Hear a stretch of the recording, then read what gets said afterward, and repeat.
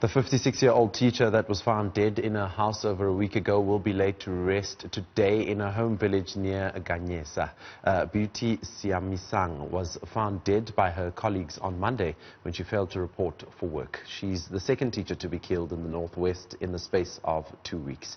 Let's now cross over to Newsroom Africa's Zinhle, who is there at the moment. Zinhle, what do we know so far about the investigations in the murder of this teacher?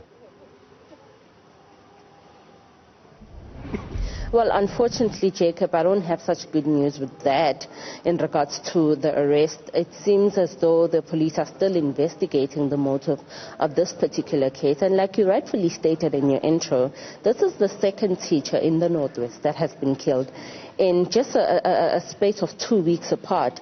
2 weeks before the death of Beauty Siamisang, Kumundle Mukhosi was also killed in the same modus operandi. They were both found in their apartments dead. They both appeared to be strangled.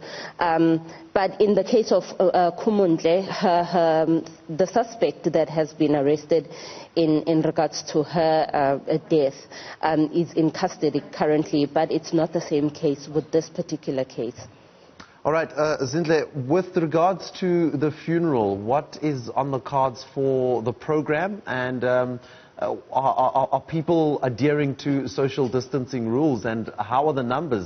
Is it less than 50 people attending? It's definitely more than 50 people attending here, Jacob.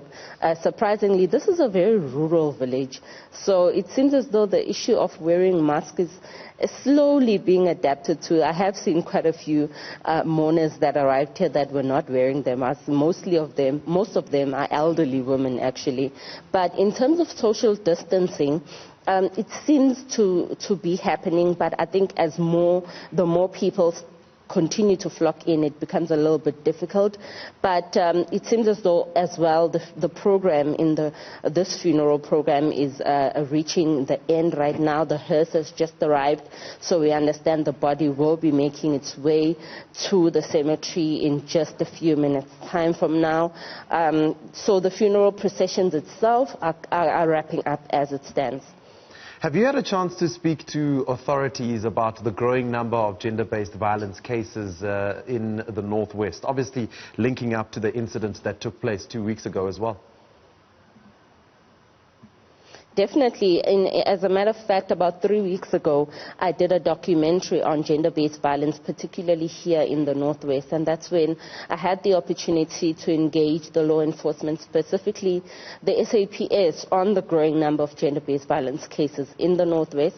They said that they are treating it as a high priority and they're trying their best to try and apprehend the perpetrators. But I think another call is the effect that the statistics that we see, the crime statistics that we hear of, like the ones that we heard from the Minister yesterday, are not quite a clear reflection of what's happening on the ground.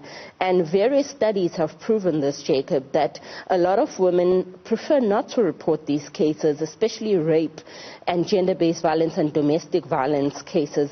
They prefer not to report them because they have lost confidence in the law enforcement agencies and in the police itself. So even though we heard yesterday from the Minister that the number of cases are rising and quite a few provinces are leading with those kind of cases, but it isn't really a true reflection of what's really happening on the ground. And that's why law enforcement agencies have urged community members to report these kind of crimes to try and stop the perpetrators, because if you don't report these crimes, the perpetrator will continue to do these crimes knowing that they'll always get away with it.